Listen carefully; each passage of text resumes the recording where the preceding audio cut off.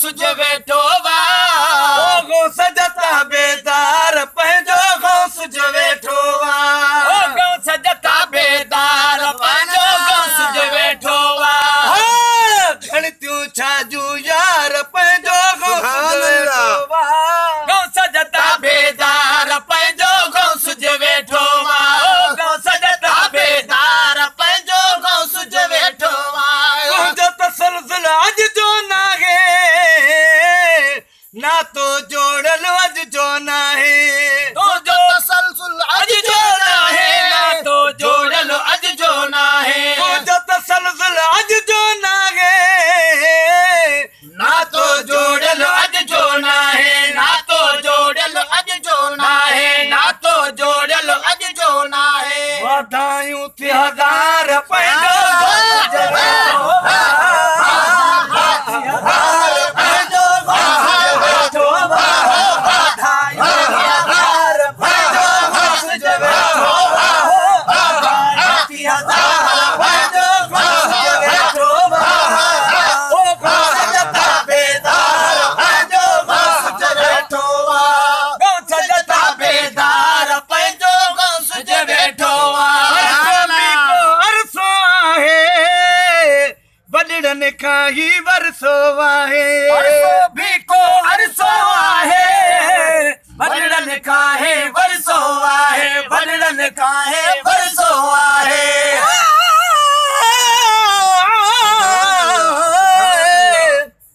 ॾल तो फैज़ फ़क़ीरनि खे मुल्तान जा मीरा प्यार न था पिरत मां खोड़ खंडू ऐं खीर पदराइन पीर सखा में सैयद चवे अरसो भी को अरसो आहे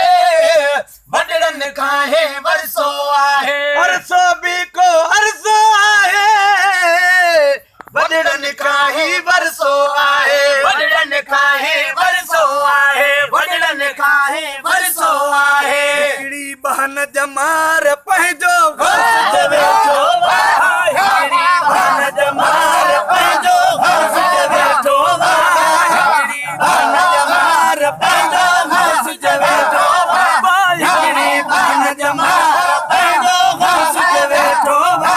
हिकिड़ी बहन जमार पंहिंजो गौस जो वेठो वा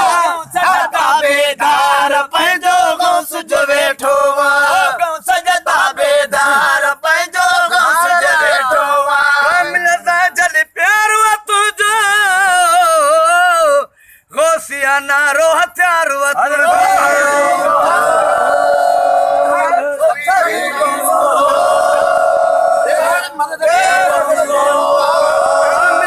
जल प्यार वा तुंहिंजो गौसिया नारो हथियार वा तुंहिंजो कामिल सां जॾहिं प्यार वा तुंहिंजो गौसिया नारो हथियार वा तुंहिंजो गौसिया नारो हथियार वा तुंहिंजो तलब नबी तलवार पंहिंजो गौस जो वेठो वा नबी तलवार पंहिंजो गौस जो वेठो वा तलब नबी तलवार पंहिंजो गौस जो वेठो वा तलब नबी तलवार पंहिंजो गौस जो वेठो वा गौस जता बेदार पंहिंजो गौस जो वेठो वा ओ गौस जता बेदार पंहिंजो गौस जो वेठो वा ओ गौस जता बेदार पंहिंजो गौस जो वेठो वा छही सदी खां फैज़ हलियो वा तमामु तकिड़ो तेज़ हलियो वा छही सदी खां फैज़ हलियो वा तमामु तकिड़ो तेज़ हलियो वा छही सदी खां फैज़ हलियो वा तमामु तकिड़ो तेज़ हलियो वा तमामु तकिड़ो तेज़ हलियो वा तमामु तकिड़ो तेज़ हलियो वा भागिया रफ़्तार पंहिंजो गौस जो वेठो वा भागिया रफ़्तार पंहिंजो गौस जो वेठो वा भागिया रफ़्तार पंहिंजो गौस जो वेठो वा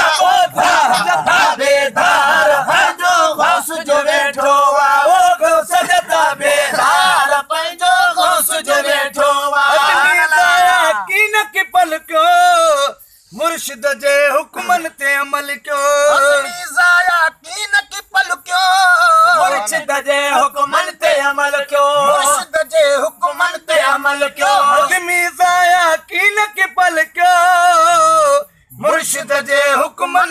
अमल कयो मुर्शिद जे हुक्मनि ते अमल कयो मुर्शिद जे हुक्म